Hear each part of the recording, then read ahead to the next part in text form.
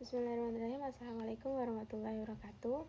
Baik, pada pertemuan kali ini, pada pertemuan kelima pada mata kuliah Teaching Writing Reading 2YSL, kita akan membahas tentang salah satu pendekatan yang dibahas adalah Psycholinguistic Approach. Psycholinguistic Approach adalah pendekatan yang berfokus pada bagaimana pikiran manusia memprosesnya, menghasilkannya, dan memahami bahasa itu sendiri. Secara sederhana, psikolinguistik adalah studi tentang hubungan antara bahasa dan proses mental manusia. Dalam konteks pembelajaran bahasa, pendekatan ini menekankan bagaimana siswa memahami bahasa melalui proses kognitif di dalam otak mereka, seperti ketika mereka mendengarkan, berbicara, membaca, dan menulis. Oleh karena itu, pembelajaran bahasa tidak hanya dilihat sebagai aktivitas mekanis, tapi sebagai proses mental yang kompleks yang melibatkan pemahaman, interpretasi, dan produksi bahasa. Dalam penerapannya, pendekatan psikolinguistik menuntut penggunaan metode pembelajaran yang menyenangkan dan tidak membebani siswa. Hal ini penting karena kondisi psikologis siswa sangat mempengaruhi keberhasilannya dalam memahami bahasa itu sendiri. Guru diharapkan menjadi pengamat, dan guru juga diharapkan untuk mampu menciptakan suasana belajar yang nyaman, interaktif, dan komunikatif, sehingga siswa dapat menggunakan bahasanya secara alami dalam konteks nyata. Selain itu, pendekatan ini juga menekankan penggunaan bahasa secara aktual dalam komunikasi, sehingga siswa tidak hanya belajar teori tetapi juga praktik berbahasa secara langsung. Peran guru dalam pendekatan ini sangatlah penting karena sebagai pengamat dan analisis proses belajar siswa, guru harus mampu mengidentifikasi kemampuan dan kesulitan siswa dalam berbagai keterampilan bahasa seperti listening, speaking, reading, dan writing.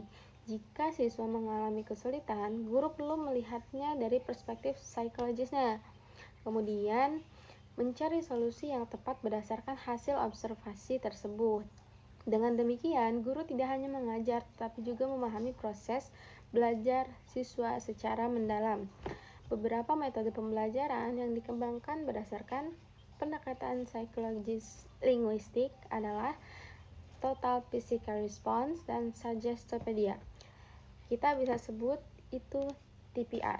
TPR adalah metode yang menggabungkan bahasa dengan gerakan fisik, di mana siswa merespon instruksi guru melalui tindakan atau gerakan tubuh mereka.